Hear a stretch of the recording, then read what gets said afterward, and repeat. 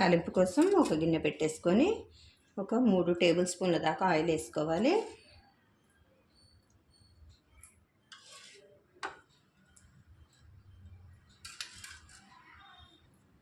Oil వేడెక్కిందండి.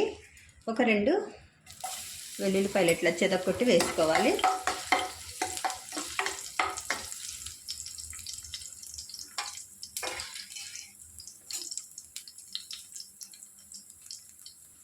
ఒక 1/2 table spoon దాకా పచ్చెనపప్పు వేసుకోవాలి.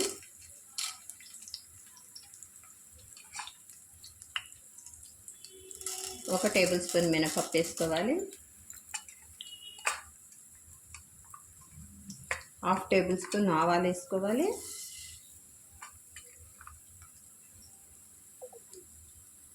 1/2 టేబుల్ స్పూన్ జీలకర్ర వేసుకొని మొత్తం కలిపేసుకోవాలి.